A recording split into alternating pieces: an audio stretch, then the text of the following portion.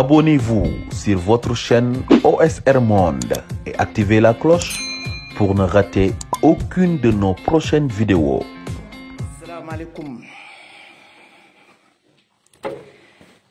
Salaamaaleykum gars yi ñu nuyuwaat leen encore di sàkku rek avant tout Mansour Wade maa ngi lay delloo ziar ñu ngi lay delloo ziar bu baax di sàkku ci gars yi avant tout ñu partager vidéo yi tey ñu taxaw def seetlu ci discours président de la République Macky Sall démb ak ci discours président Ousmane Sonko démb dañu bëgg ñu partager vidéo yi ñu partager ko maximum na ñëpp partager vidéo bi ñu taxaw def seetlu olof nag day wax benn baat boo xamante ni dafa feeñ ci doxalinu sénégalais yi avant tout ñoo ngi dellu di jaajëfal sénégalais yëpp jeunesse bi yëpp ñu ngi leen di jaajëfal bu baax a baax olof nag day wax ni upp baax na ci laax bu tàng ndax ku xamul looy jar yow nga xam sa bopp xam nag yow looy jar loolu rek la sénégalais yi wane. Sénégalais yi defuñu dara lu dul wane ni daal Sénégal ku leen bëgg a wan ni yaa leen moom baa nga bëgg a toog ci seeni xef dinañ la delloo ci sa place wan la ni ñun ñoo la fi teg loolu rek la ku nar a wan Sénégalais yi kan yi yaa leen moom wala nga nar a yeew buum ci seen baat dinañ la wan ni la ni moomoo ñun ñoo la fi teg au contraire ñun ñoo la moom. parce que ñun ñoo ànd yëkkati suñu alal dénk la teg la ci suñu kanam kon ñun ñoo la moom loolu rek la sénégalais jëf c'est pas terminé jeexagul donc non xol yi dañu sedd ko xamul Buur Sayna ñu ni ko lan bindi leen gars yi ku xamul Buur Sayna ñu ni ko lan buur lan na donc tey xol yi dañu sedd xam nga dañ daan gis naan man dem bi ma xoolee Macky Sall ay ree daf ma jàpp parce que ba ma xamee Macky Sall ba léegi discours bi mu def démb musuma ko gis ci moom maanaam yar gi mu yar gi mu àndal ci discours bi xoolal musuma ko gis ku xamul morceau yu rouge yi boo gisul morceau yu rouge yi gis nga xeeru gaay yi suñu morceau yu rouge yi boo ko mënta gis naan seen morceau yu rouge yooyu ngeen takk man gisuma ko daal xool leen beneen façon bu ngeen waxee ak man d'accord xool nañu beneen façon mooy bii gisoo suñu morceau yu rouge yi mais gis nañu beneen façon bii moom xeer yi ay kaba yi gis nga kaba yi c'est ça gis nga kaba yi donc Sénégal ñoo ko moom effectivement Sénégal ñoo ko moom ñoo moom Sénégal Daouda Gueye Sénégal ñoo ko moom bravo c'est pas je suis première le combat n'est pas terminé n'est pas terminé mon frère tegal na ndeysaan tegal na ndeysaan wallaay ndeysaan gis nga àdduna ku xamul Buur Sayna ñënan sama gars yi waaw Mor Thiam ku xamul Buur Sayna rek xam buur loolu donc man bi ma seetaanee Macky Sall démb ay ree daf ma jàpp waaw ndaw ñi dégg naa seen problème dégg nañu li ngeen di jàmbat dinañ ci sàkki pexe voilà yow kon yow yaa ngi doog a dégg li ñuy jàmbat yaa ngi doog a jóg sàkki pexe ci li sénégalais yi wax te pourtant dañ daan wax ak yow nga ni suñu morceau yi xonk yi ñu daan takk gisoo ko nañu changé beneen façon bu ñu waxee ak yow n'est-ce pas loolu nga ñu daan wax seen morceau yi xonk yooyu gisuma ko changé leen voilà changé nañ voilà wax naa bi ñu changé gis nga ñu donc voilà gars yi fii rek la donc dafay jot gis nga suñu dirigeant yi dafay jot ñu yemale leen seen place ñu xam ni duñu ay buur en fait duñu ay buur voilà ñi leen jiital aussi duñu ay baadoola duñu seeni jaam tu vois yaakaar lañu am ci ñoom ci bi ñuy wut présenter nit ñi seen programme nit ñi déglu leen am ci ñoom yaakaar doyloo leen teg leen fi ñu leen teg mais dangay dem ba benn moment xawma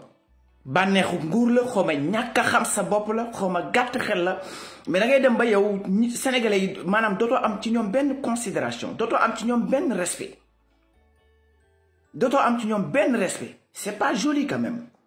c'est pas joli quand même gis nga nit mën nga gouverner def sa kéem kattan bu sénégalais yi amee lu leen metti la moindre des choses nga bokk ko ak ñoom wan leen ni yaa ngi jéem mais di defee je m'en fous comme si que waa yow respecté woo sax sénégalais yi la fi teg gisuma ay morceaux yu xonq yi ngeen teg ay vaccins yi da ngeen koy jël wala ma jox ko ay yeneen d'autres pays africains manque de respect sénégalais yi en fait manque de considération maanaam wan sénégalais yi faalewu ma leen awma ci yéen benn respect awma ci yéen benn considération mais voilà donc nii moom bu dakkul respect day am par la force parce que ñi la fi teg yaakaar lañ la fi tegee sénégalais yi mënuñu boole xiif mënuñu boole injustice mënuñu boole jaay doole mënuñu boole ñàkk liggéey boole wax ju naqari c'est trop donc li ma wax sànq rek chef religieux yi moo tax non démb dama tëdd toog xalaat ma ni non olof daal lu mu wax dëgg la ko xamul buur saay na rek xam buur dee na mais chef religieux yi njëkkoon nañu commencé wax lan lañ leen tontu affaire ñaari civil la nañu bàyyi yoon def liggéeyam tey bi mu demee ba takkarnaasi ñu ni chef religieux yi ñi ngi leen di sant ci seeni message non moo tax sëriñ si dañu gaaw a àtte en fait dañu waroon a seetaan tuuti mais nag quand même nii baax na parce que ñu bañ a yàq suñu réew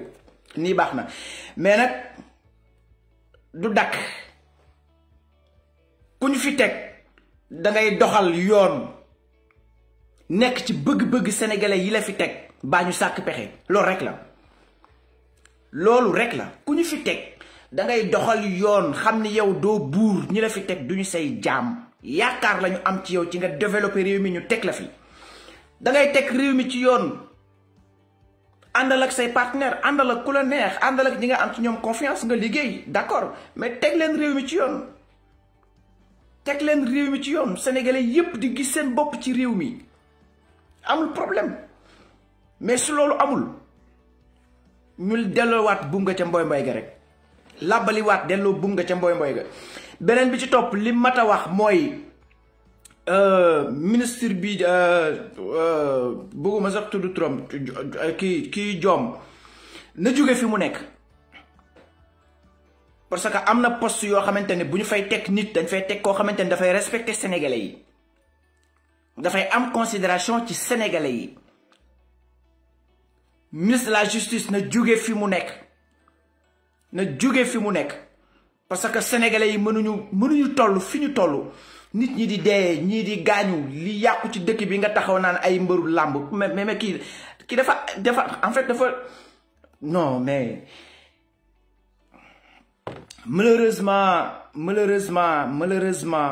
malheureusement Sénégal dëkkub démocratie la te duñu yàq suñu réew jeunes yi génn ci mbedd mi seen intention du yàq réew mi non dañu sës seen intention du yàq réew mi mais li ma wax sànq rek ku xamul buur saay na danga koy wan buur comme ni ko Mor Thiam bindee loolu rek la ku xamul buur saay nag danga koy wax buur leneen na voilà donc comme ñun yaruñu ci ñuy prononcer yenn mooy mais nag ko xamul buur Sané rek ngeen ko buur leneen na c'est simple voilà loolu rek la beneen bi ci topp Sénégal gis nga li des ci mandat bi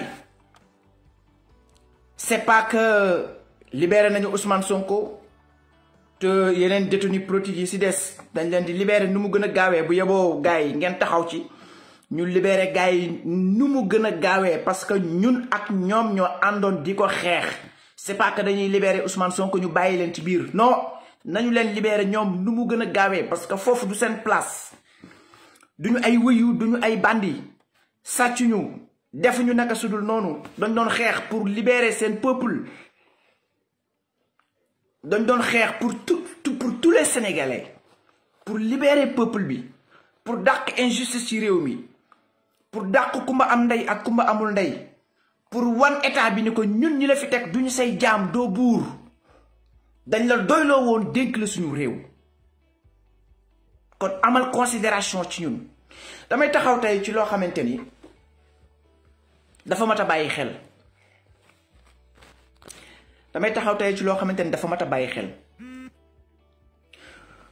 muy ñi nga xamante ni CREI ak OFNAC dañ leen fi épinglé woon ñu dal ci seen kaw ñu mën ci génne ku mel ni Karim Wade Khalifa Sall malgré que épinglé woon nañu ñu bari ñoo xamante ni xëy na médiatiser wuñu seen cas ba sénégalais yëpp mën nañ leen a xam ba sax am na soo xamante ne même suñu leen médiatiser sénégalais yi prêté wuñu attention ci ñoom ci seen dossier ba mën cee ba mën leen a jàpp mën leen a mën leen a jàpp mais ñi ci gën a siiw muy Karim Wade Khalifa Sall ñoo fi ñoom la CREI ak OFNAC épinglé woon ñu jaar ci ñoom tuumaal leen jaar CREI ak OFNAC tuumaal leen jàpp leen tëj ci kaso bi tey jii ñaar ñooñu nga xamante ni ñoom la CREI ak OFNAC épinglé woon ñu politiser seen dossier ginnaaw bi ci jaay doole amee teg ci kaso bi mais tey épinglé nañu ay nit ñoo xamante ni ñoo ngi ci biir gouvernement bi mujjul fenn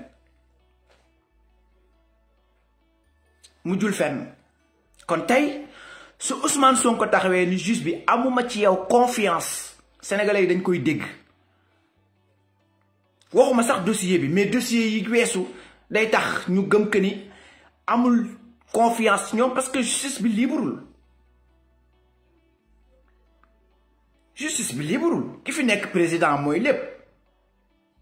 mooy gardien de la constitution mooy lépp en fait mais ki ñu naan gardien de la constitution te mooy violer constitution bi kooku du gardien de la constitution en tant que chef d'état bu ñu demee ba naan la gardien de la constitution te yow yaay violer constitution bi mais yow c'est pas l'appel ñuy prononcer mot boobu di ko naan la gardien de la constitution non c'est pas l'appel bu gars yi wax bu kenn waxati gardien de la constitution nañ ñu woy monsieur Macky Sall violeur de la constitution moom la xel gën a nangu que gardien de la constitution li ñu fi mën a lim ci yu ñu mën a génne ci yu mu caxat-caxate ci constitution bi kenn xamul nu mu toll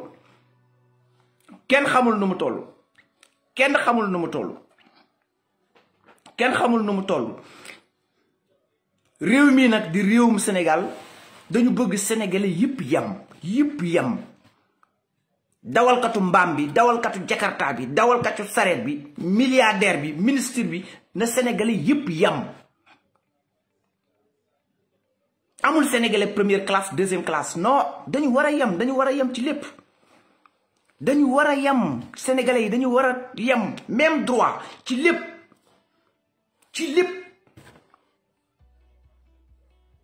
ñi génn ci mbedd mi c'est vrai que am na ñu génn ñoo xam ne dañoo xiif d'accord am na ñu génn ñoo xamante ni nangam ak nangam mais nit ñi dañu génn pour yorinu bon wi ci réew mi dakk sénégalais yi yam ñëpp tolloo seeni droit ñu yam même droit en plus sénégalais yi libre mais Sénégal dem nañu ba nit ñi amatuñu fitu sax wuyu téléphone waxtaan libre toog waxtaan nu mu la neexee amatuñu fit bi ci ban dëkk lañu nekk ci ban réew lañu nekk mais étranger yi voyage sax ci dëkk yi ñu nekk dinañu libre pour mën a waxtaanee lu leen neex mais yow nga nekk sa biir réew nekk sa biir réew mënoo am jàmm téye sa téléphone waxtaane lu la neex yàgg say xarit yàgg sa famille te ni réewum démocratie la mais est-ce que c'est normal ay nit yu ñu fekk seeni kër jël leen yóbbu yaa envoyé message yaa wuyu téléphone yaa doon wax lii ci téléphone bi mais loolu c'est normal nañu bàyyi nit ñi libre nañu may nit ñi libre nañu may nit ñi libre nit ñi mën a dund ci seen teeyu bakkan nit ñi libre en fait nañu may nit ñi libre beneen bi stop ni ñu jàpp ci kaso bi détenu politique yi ñu jàpp ci kaso bi nañ leen bàyyi nañ leen libéré te Macky Sall gis nga lii di nga ci tirer leçon bu rëy bi coow li demee ba takkarnaasi ñi nga yaakaar ni say responsable lañu ku ci télévision yi woo ñu ne dañ lay invité plateau ndàngam lan ngay wax da ngay bañ ñii dañoo daw ñii fay seen téléphone kon yow war ngaa xamante ni ñi lay buux ci guuta bu ñu demee ba sës yaa ciy des dañuy dem bala fa lii war nga ci tirer leçon ci lii nga déglu sénégalais yi bañ a dégg naafeq yooyu ci sa wet déglul sénégalais yi déglu seeni bëgg-bëgg déglu seeni soxla déglul sénégalais yi te bañ a déglu sa gars yooyu naan la oui monsieur le président oui non kii naa ay seytaane lañu dañu lay jaxase ak peuple bi te lépp ci sa ndodd lay tegu ana ñu tey ñu doon wax ñëpp a daw ñii fay nañ seen téléphone ñii génn nañ Sénégal ak seeni famille seen jabar ak seeni doom génn nañu bi mu commencé takkarnaasi la ñu génn daw ñi fay nañ seen téléphone génn ndakaaru complètement dem ci àll yi ñii même bu ñu desee ndakaaru làqatu nañ foo xamante ne kenn xamul fi ñu nekk te yàllaa la defal sutura mais da nga doon quitter ci pouvoir bi te sa mandat du jeex tirer leçon ci lii xam bu baax li des ci sa mandat bàyyi xel sénégalais yi bàyyi xel seeni bëgg-bëgg te dimbali jeunesse bi xale yi dañu sonn nit ñi dañu sonn sa 1000 milliards yi ñu jël suñu 1000 milliards sax waxuma sa 1000 milliards suñu 1000 milliards yi ñu jël def ko ci première vague bi ni dañ koy def ay ceeb ak yu kenn xamul ci ay tappale buñ ci créé woon ay entreprise jeunesse bi liggéey taux de chômage bi wàññeeku 1000 milliards li mu mën a def bari na 1000 milliards li mu mën a def bari na mënoon nañ ci ubbi ay usines ay entreprises au moins que wàññi taux de chômage bi Sénégal jeunes yi am ci lu ñu jàpp am lu ñu def mais nga débloqué 1000 milliards jël jox sa goro mu ñu woy jënd na ay ceeb jënd yu non li ñu dencoon moo bari li ñu dencoon dafa bari donc lii tirer ci leçon te sénégalais yaa ngi toog di xaar li ci sa kanam fooy teg sa tànk ba xam da ngay dellu ca la nga nekkoon wala ba xam da ngay delloo si teg sa bopp ci yoon voilà ñii nga dégg ci télé ñi nga dégg ci ñuy wiiw ci sa nopp di mbel yi nga foog ni yaa ci nekk au contraire dañ lay tayle dañ lay sànq déglul peuple bi déglul sénégalais yi déglul seen soxla déglul sénégalais yi voilà bañ a déglu fenkat yi ne ci télévision yi ne ci di wax di n'importe quoi au contraire dañuy gën a énervé en fait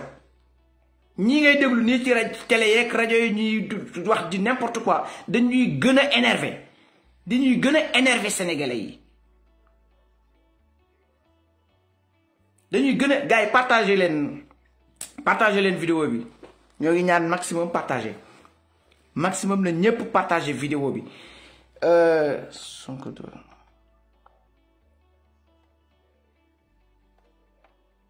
Sonko doit parler pour libérer les jeunes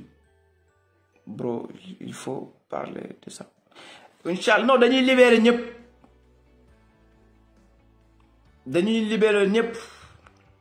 Inch'Allah dañuy libérer ñëpp Macky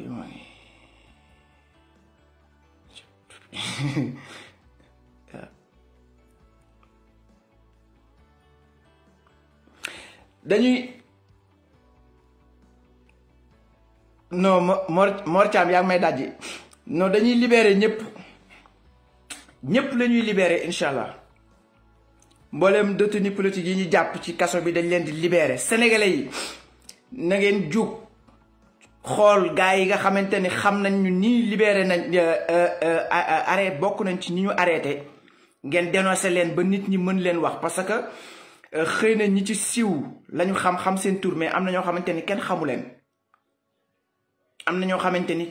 leen. Donc moo xam ñi nekk ci village yi ci nekk ci région yi ci voilà fu ci waaye mën a nekk rek te nga xam ni jàppoon nañu sa mbokk wala sa dëkkandoo wala sa xarit boo xamante ni arrêté nañ ko ci affaire yi binduñu soit Instagram wala ci WhatsApp bi wala ci Messenger bi binduñu ñu taxawaat fii waxaat ko nañ libéré ñëpp parce que duñu ay sàcc duñu ay wëyu defuñu lu bon dañ doon xeexal seen peuple pour ñu libre voilà ñun ci côté bi ñu nekkee ñoo ngi def lu ñu mën ñoo ngi taxaw di wax lu ñu mën a wax ñu wax ko ñoom ci côté bi ñu nekkee wàcc nañ ci terrain bi manifesté wu donc kuñ ci arrêté nañu taxaw waxaat ba ñu libéré la parce que li ñu doon xeex ñun ñëpp ñoo ko bokk ñun sénégalais yépp ñoo ko bokk ak fu ci nit nekk ci àdduna bi jàppal ni fu sa moroom nekk yow la fa nekkal ñun ñi di wax yéen la ñuy waxal yéen ñi wàcc terrain bi ñun ngeen wàccal kon ku ci nekk sa moroom ngay defal li ngay def dafa nañu xamandoo loolu en fait ku ci nekk sa moroom ngay defal li ngay def lii ma taxaw nii di wax yéen laa koy waxal taux de chômage bi dafa bari ne état bi créé ay usines ay entreprises nit ñi liggéey suñu 1000 milliards 14 milliards yi ñuy wax 1000 milliards yi ñuy triandé centaine de milliards yi ñuy dégg ci dirigeants yi ñu di ko luubal bu ñu tabaxoon bu ñu defaroon réew mi sénégalais yi liggéey buñ ci créé woon ay usines créé ci ay entreprises sénégalais yi dinañ liggéey Sénégal lekk ngay gis dëkk boo xamante ni da ngay jàng ba diplômé doo am xëy wala boo bëggee liggéey da ngay wutaat jaaraat ci nit ñi ñu lay defal ay intervention di woote gauche droite pour nga liggéey mais kenn mësul gis loolu c'est du n'importe quoi da ngay jàng say parents dañuy investir ci yow daj ci yow lu nekk ba nga diplômé doo liggéey man gis naa fi France ay jeunes yoo xamante ni dañuy jàng ba pare boo leen ne mais grand dellu leen seen réew pour dañ naan la non suñuy parents dañuy investir ci ñun pour ñu dimbali leen bu ñu delloo Sénégal dañuy mujjee traîner dañuy obligé toog fii liggéey pour dimbali suñuy waajur parce que dañu investir ci ñun pour ñu liggéey mais xoolal loolu mais effectivement c'est vrai pour ñu delloo Sénégal duñu liggéey da ngay gis nit koo xamante ni dañuy teg nit ci place am ku ko gën a mérito place bi fuuf toog jàkkaarloog moom di ko xool te du ci mën dara ci lan ay intervention di woy ministre nangam di woy directeur nangam sama ndijaay la sama papa la sama nangam ak nangam ñu def intervention fekk nit ñi jàng ba yéey seeni këyit ñu fekk koo xamante ni xamul dara teg ko ci place bi yow mi jàng nga toog di ko xool baa ñu jël koo xamante ni xamul dara teg ci sa kanam yow mi jàng nga toog di ko xool yooyu yëpp dafay am ci réew mi nit ñi di ci teg seen bët muy des ci seen xol. beneen bi ci topp ma li ma gën a metti Sénégal mooy liggéey au noir bi fa nekk travail au noir bi nekk Sénégal bokk na ci li ma gën a metti travail au noir ba ci biir gouvernement bi ci biir état bi institution yu mag yi dañuy liggéeyloo sénégalais yu au noir man waxtaan naa sànq benn femme boo xamante ni mi ngi moo xool ni ma jël nañ ko stage ministère de l'enseignement supérieur au noir.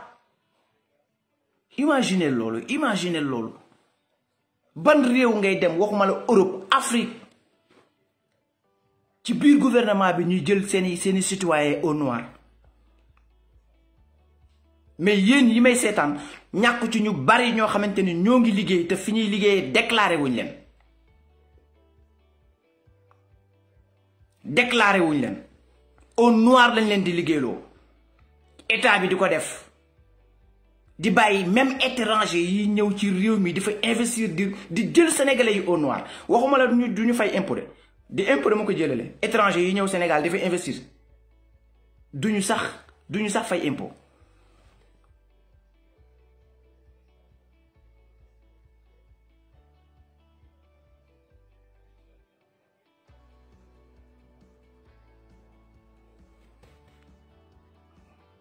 Attention, le régime de Macky Sall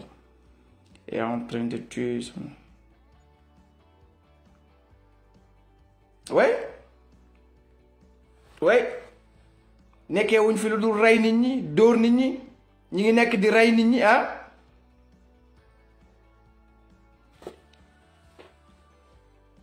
loolu rek lañ nekkee ci dëkk bi. wax naa sama benn vidéo barki dem man leen ki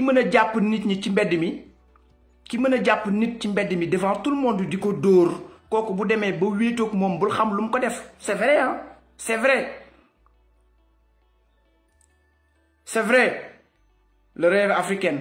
ce message bi c'est vrai parce que nee naa ki mën a jàpp nit ci mbedd bi di ko dóor publiquement di ko toroxal di ko torturer kooku su demee ba wéetoog moom kenn gisatu ko bul xam lu mu ko def. te am na ñoo xamante ni jàpp nañ leen te seeni famille yëguñu leen xamuñu fu ñu nekk. yàlla boo nekk nag nit koo xamante ni yow da nga tàmmoon di fanaan àll tey boo fanaanee sa kër xarit bi su bëgg a fanaan sa kër xarit bale buñ la jàppee ci ay manifestation say mbokk mën nañu sax bañ a xam ne jàpp nañ la. te xam nga Sénégal day dëkk la boo xamante ni donc léeg-léeg da ngay nekk ak sa xarit tey voilà boo nekkee sa kër suba semaine nga nekk sa kër copain ginnaaw suba semaine bari na ci ay jeunes yoo xamante ni dañuy dundee noonu. malgré que am na ñoo xamante ni duñu fanaan àll ñemewuñu fanaan àll mais am na ñoo xamante ni tey dañuy nekk seen kër ginnaaw suba ñu nekk seeni kër xarit ginnaaw suba voilà. donc ñooñu bu fekkee am na ci ñun ci arrêté seeni mbokk duñu yëg ni arrêté nañ parce que dañuy jàpp ñooy seen kër copain comme d'habitude. mën nañu dee ci àll bi sax duñu yëg ni ñii dee nañu te ñu jàpp ni ñu ngi seeni kër copain parce que jàppoon yàgg nañ di defee noonu.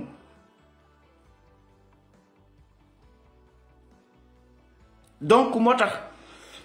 ku ci am sa xarit ba sa dëkkandoo wala sa benn membre famille boo gisatul génnal ci rajo yi ci télé yi ci site yi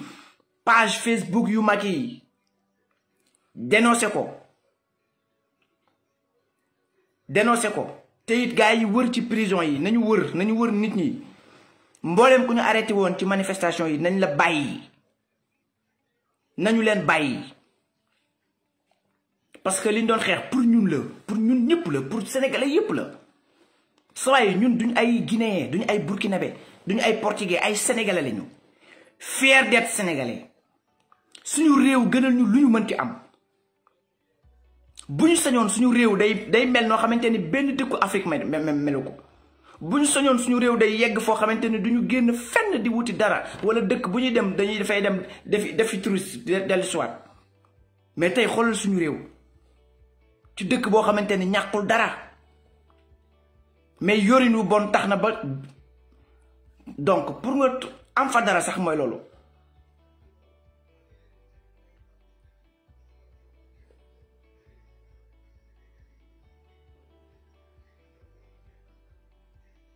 état nekk combine ak homme d'affaires yi nekk combine ak homme d'affaires yi ñuy exploiter sénégalais yi ki nekk ci kaw di gën a nekk ci kaw ki nekk ci suuf di gën a suux ba kañ loolu mënuñu ko continuer ba kañ loolu réew mi tout le temps di nekk ci benn groupe ci benn lobby ñiy am di gën a am ñiy ñàkk di gën a ñàkk ba kañ loolu ba kañ dafa war a jeex ci réew mi dafa war a jeex ci réew mi jaayante doole bi dafa war a jeex ci réew mi ku ma am ndey beeg ku ma amul ndey dafa war a jeex ci réew mi alalu réew mi ñuy téye di ko caxat-caxatee mu nekk ci benn groupe dafa war a jeex ci réew mi ba pare suufu Sénégal si ñuy caxat-caxatee suufu su réew mi ñuy caxat-caxatee domaine yi ci am solo yépp caxat-caxatee nañ ko lii gouvernement bi jël na ko lii gouvernement bi dil na ak homme d'affaires yi yenn homme d'affaires yi xam nañ ci ñu bari ñii gouvernement bi jël nañ ko ñii gouvernement bi dil nañu ak yenn homme d'affaires yi jël alalu réew mi lu sénégalais yépp bokk lu sénégalais yépp moom ñu teg ko ci loxol benn nit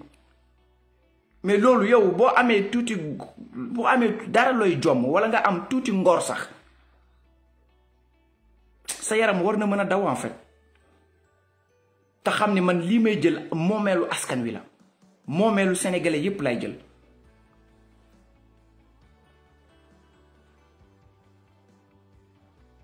léeg-léeg nga gis ci boroom xaalis bu toog ci biir nit ñi di xoggaliku mais kooku teg ko taabul lekk mooy jaadu en fait parce que da lay wóor ni kii li muy toogee ci kanamu sénégalais yi di xoggaliku jëliwu ko fenn fudul ci deretu sénégalais yi alalu sénégalais yi la yor di xoggaliku ci kaw sénégalais yi loolu sénégalais yi di ci teg seen bët ngeen foog ni loolu neex na ci xol neexul ci xol neexul ci xol neexul ci xol bëri na fi ñu dem ñafe ji ba am li ñu am sénégalais yi xam leen kooku est-ce que dégg ngeen kenn benn sénégalais waxal leen dara non non parce que li ñu am dañ ko liggéey dañ ko ñafe sénégalais xam nañ ñii li ñu am dañ ko ñafe dañ ko liggéey seen alal da leen a lew ñoo ko moom mais ki caxat-caxatee alalu réew mi siif alalu réew mi ba pare ànd kooku ay lobby ñuy protéger te ci seen biir sénégalais di ci teg seen bët mais lu ngeen foog ni loolu dafa neexul ci xol lii nag di ngeen ci tirer leçon bu rëy ci deltu ginnaaw ci seen doxalin te xam ni sénégalais yi sës nañu dellu ci ginnaaw seen doxalin changer doxalin xool yaakaar bi nit ñi am ci yéen ba teg leen ci bopp réew mi ñu ngeen di fexe ba satisfaire leen ci yaakaar bi ñu amoon ci yéen foofu la réew mi toll foofu la réew mi toll foofu la réew mi toll te damuy wax ni ñun gis nga lii ñuy xeex ni suñuy parents ñoo ñu tooñ parce que ñoom ñoo waroon a xeex lii ba bu ñu ñëwee duñ ko fi fekk mais malheureusement la leen tënkoon ba defuñu ko ñoom ñoo ko xam mais ak ñun lii day jeex ci réew mi na ñëpp yem na ñëpp tolloo nous sommes tous les sénégalais na ñëpp tolloo même droit na ñëpp tolloo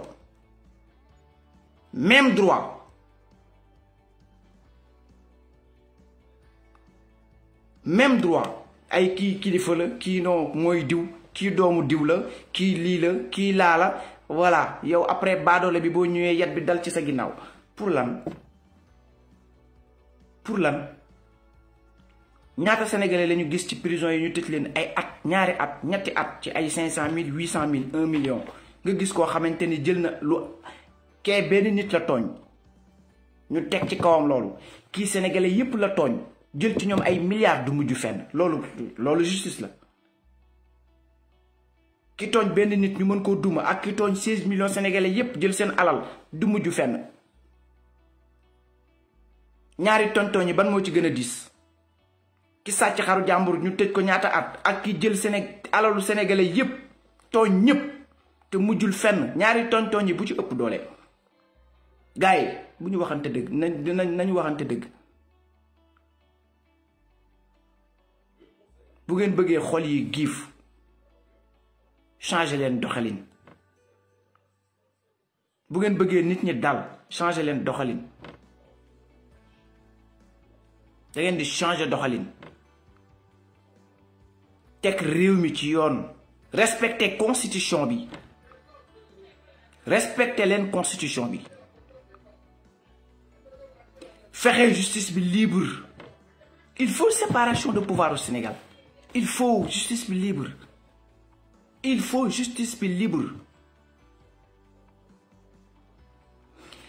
ñii waruñu nekk ay politiciens procureur de la république warul nekk politicien sénégalais yi waruñu seetaan ñuy jël benn politicien di ko def procureur de la république ministre de la justice warul nekk politicien lii sénégalais yi waruñu ko seetaan dañu war a xool ay nit ñu maandu ay nit ñu neutre ñu teg leen ci poste yooyu pour suñu justice mën a libre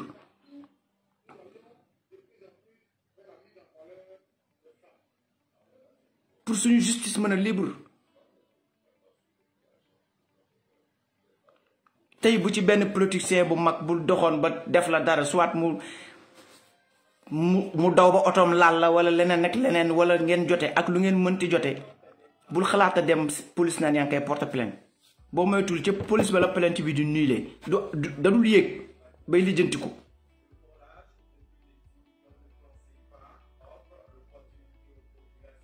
te ñun ñëpp di ay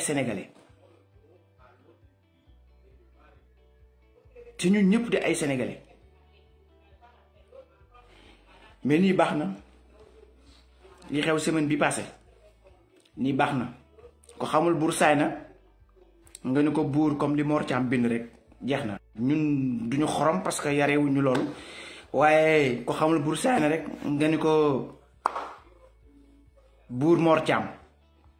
c'est simple nii baax na démb dama seetaan Macky Sall ay ree jàpp ma moom dafa maigrir sax ci diggante bi dafa maigrir ci diggante bi non sénégalais yi baaxuñu dafa maigrir ci diggante bi xamuloo ay xàmmeewoo morso yu xonq gisoo morso yu xonq mais gis nga suñuy gis nga kaba sénégalais yi xeer yi gis nga xeer yi donc chef religieux yi da ngeen gaaw a àtte da ngeen waroon a bàyyi ñu avancer ba vendredi voilà bu ñu continuer lundi mardi mercredi ba vendredi boobaa la ñuy comprendre mais aussi nii baax na parce que nit du yàq moomeelam nit du yàq alalam te Sénégal suñu moomeel la suñu alal la donc defuñu pour yàq non sénégalais yi génnuñu pour yàq sénégalais yi kenn gënu leen bëgg Sénégal ñi nekkoon ci biti démb nekk ci mbedd yi ay vrai patriote lañu kenn gënu leen bëgg réew mi mais nag nit bu la yaakaaree pour nga defaral ko nga bëgg ko def jaam dalay wan ni du ma sa jaam dalay wan ni du ma sa jaam fi nga nekk maa la fi teg li nga bëgg a toogee tey ci sama xef suñu alal la ñoo ko bokk xamal sa devoir voilà loolu rek la c'est tout gars yi partagez leen vidéo bi voilà pourquoi avec toutes les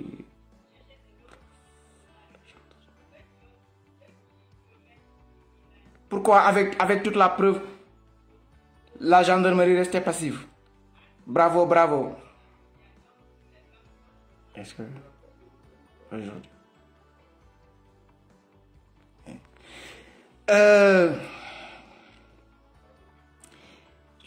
d'abord ak sa question boobu gis nga d'abord gendarmerie ñun li président Ousmane Sonko wax rek nañ leen jaajëfal parce que boo xoolee PV yi da ngay gis ni wane nañ ci maandute gu mat sëkk leen rek lañ leen mën a condamné mooy génn bi ñu génn di dóor ay grenades lacrymogènes ci kaw sénégalais yi jaaduwul woon en fait même bu dee ordre la dañ ko war a jëfe mais jaaduwul parce que ñoom wóor na leen ni ñii génn dañu sës te yàgg nañoo toog di muñ bu amee dara lu ñu leen di kii rek loolu rek la beneen bi ci topp ñu nag ñoom ñëpp ñoo bokk li ñuy xeex Sénégal ngay gis alkaati bu taxaw ci mbedd arrêté nit war koo contrôler di ko laaj 1000 francs 1500 léegi-léegi da nga ciy mere ay alkaati yi mais boo parfois doo leen mere parce que seeni salaire baaxul. Imaginez ngay am ay 130 000 150 000 francs 175 000 francs di fay appartement 80 000 100 000 75 000 nga yor jabar yor ñeenti doom juróomi doom war ci dund ak ñoom ba fin du mois xale yi war a jàng nga war a fay ndox war a fay courant say transport booy dem liggéey transport xale yi lan ngay obligé def boo monté di laaj nit ñi 500 200 francs 1000 francs.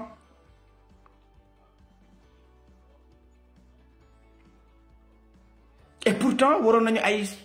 am ay salaire yu baax yoo xamante ni duñu soxla dara yi kenn ci biti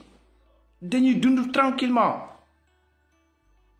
li ñuy xeex pour ñun la ak ñoom homme de tenue yi parce que li ñuy xeex seen wàll daf ci nekk mal gouvernance la ñuy xeex injustice la ñuy xeex caxat-caxate bu ñuy caxat-caxate alalu réew mi ci anam bu doy waar la ñuy xeex te lépp lu ñuy xeex ñun ak ñoom a ko bokkat duñu ay ennemis duñu ay noon ñun ak ñoom ay sénégalais lañu d'accord ñun ay civil lañu ñoom ay homme de tenue lañu mais nañu xam ne ñun ak ñoom ñoo bokk li ñuy xeex te li ñuy xeex buñ ko réussir ñun ñëpp ñooy bokk bénéficier wu ci loolu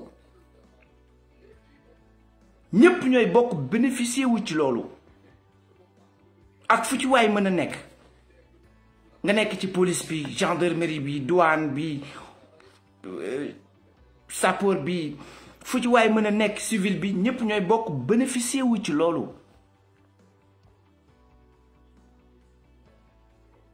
état bi na jug nañu contrôler entreprise yi nañuy déclarer sénégalais yi nañuy fay sénégalais yi seeni droit mindaan bi ñu jël sax ci kër gi di ko fay fin du mois 30 000 35 000 war nañ ko mën a déclarer bu demee ba dooleem néew même bu dee 10 000 francs la par mois mu di ko toucher même su fekkee 10 000 francs la par mois mu di ko toucher nañuy déclarer sénégalais yi nañu arrêté di liggéeyloo sénégalais yi au noir waxuma la entreprise yi mais jànq bi nga jël ci sa kër ak liggéeyu jànq ni mu méttee ñooy fóot ñooy bale ñooy togg day gis jànq boo xamante ni bu xëy see 8 heures ci kër gi ba 16 heures non ay taatam du laal suuf du toog gauche droite nii lay def gauche droite te duñ ko fay lu dul 30 000 francs bu amee salaire ba am salaire du passé 50 000 francs am na ñoo xamante ni dañuy xëy 8 heures amuñu heure wàcc ñii 16 heures ñii 19 heures la ñuy wàcc balaa ñuy dox bay yegg seen kër 20 heures bu ñu àggee du ñu mën dara lu dul tëdd nelaw bu ñu xëyee ñëwaat ñu nar a liggéey ci loolu te duñ la déclarer te balaa ngay jot ci sa salaire da ngay sonn léeg-léeg da nga ci joteeg sa patron mu dàq la du la fay yooyu yëpp nekk ci biir réew mi en fait suñu dirigeant yi gis yooyu yëpp te sàkkuñu ci benn pexe da ngay gis jànq boo xamante ni day liggéey ñu ameel ko juróom benn weer ci këram buñ ko dàqee duñ ko fay du ci mën dara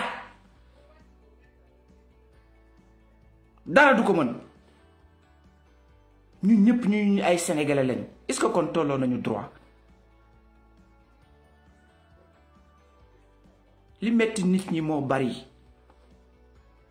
li metti nit ñi moo bari nañu fexe nit ñi yem même droit ci réew mi nañu fexe nit ñi yem même droit ci réew mi ay sénégalais lañ ñun ñëpp jaaykatu fonde bi jaaykatu cere bi jànq bi liggéey directeur entreprise bi ministre bi ñëpp ñooy nañu yem même droit ci réew mi nañu yem même droit ci réew mi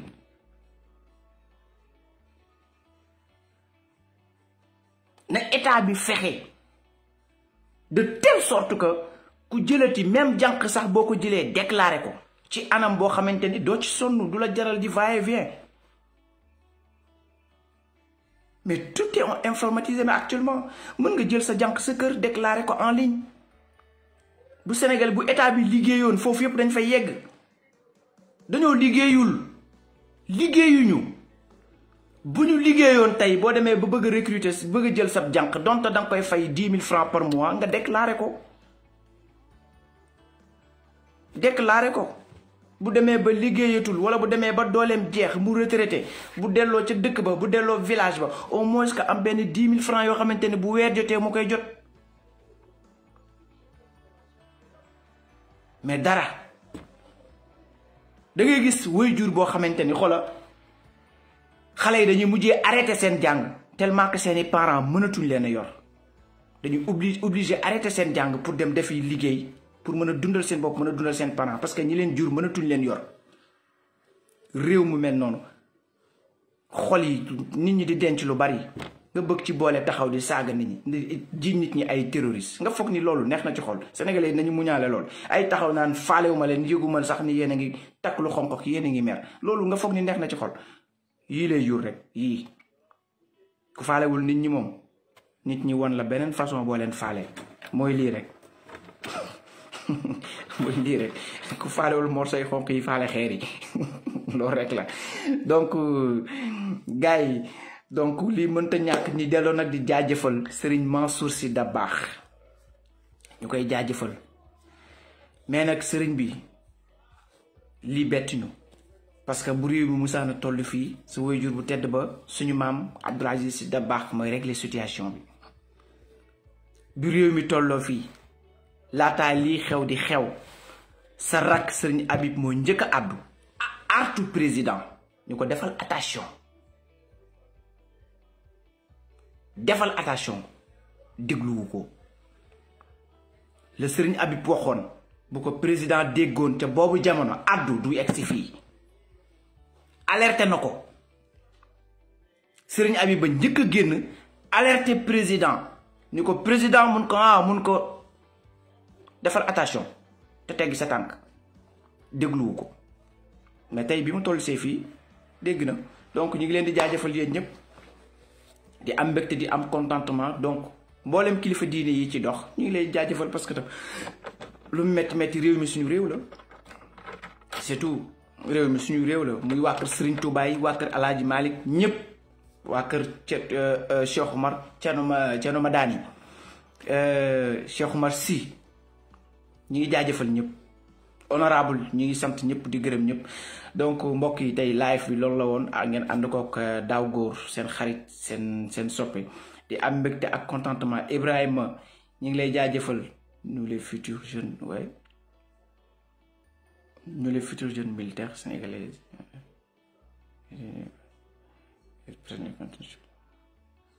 oui donc non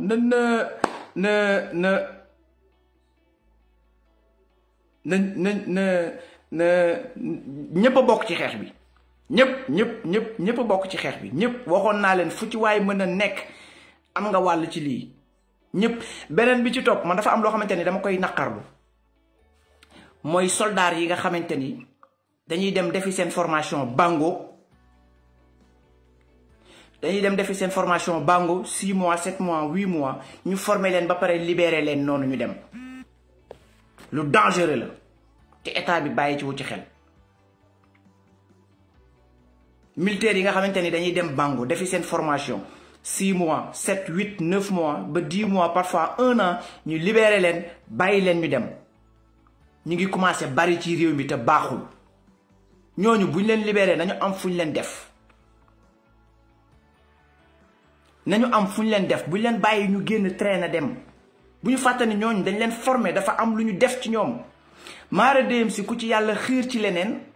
baaxul ku ci yàlla xiir ci banditisme mais wuyu bu doy waar lay doon parce que li muy xam dafay bari li muy mën dafay bari ñooñu buñ leen di bàyyi ñuy dem noonu en fait buñ leen di libéré noonu ñuy dem police proximité yi nii ñuy jël ci maire yi mais nañu jël ñooñu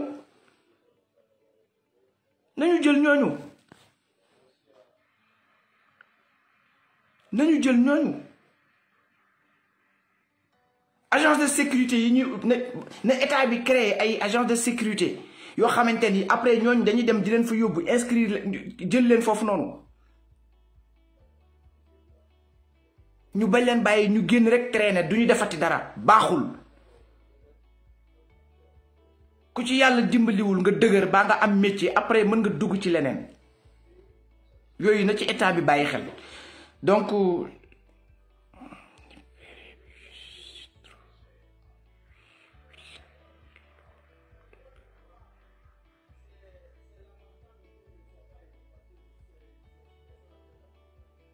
c'est vrai ah militaires yi libéré Ibrahima c'est vrai man dama ci xam ay gars ay xarit yu bari yoo xamante ni dañuy dem nekk Bango def fa 1 an génne libéré duñu def dara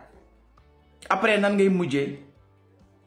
bu la yàlla dimbaliwul nga dëgër ñooy génn maara dem si léeg-léeg nga dayeeg agresseur boo xamante ni boo ko toppee ba ca biir ancien militaire la militaire bu libéré la dafay ñëg ñooñu dañuy ñëg état bi na bàyyi xel ci ñooñu bu ñu wareetee libéré buñ leen bàyyi ñuy génn di dem non nañu wut fu ñu leen teg police proximité yi nii ñuy gars yi nekk ci mbedd yi nañ ci jël ci ñooñu ubbi ay agence de sécurité yoo xamante ni ñooñu la ñuy jëlaat même bu fekkee dañuy dem defi garde rapproché bu ñuy defi sécurité bu ñuy defi lu ñuy defi ñu dem defi ko ñu bañ leen bàyyi ñuy traîner ci mbedd mi voilà donc tey loolu la ñu amoon lu ñuy wax gars yi ñu ngi leen di jaajëfal di leen jox dig daje ba suba ak jàmm incha allah jërë ngeen jëf donc liberté et égalité oui liberté et égalité la ñuy xeex ci Sénégalais yépp ñu libre te yam liberté égalité merci beaucoup sama gars yi jërë ngeen jëf ñu fanaan jàmm ba suba incha allah. Abonnez-vous sur votre chaîne OSR Monde et activez la cloche pour ne rater aucune de nos prochaines vidéos.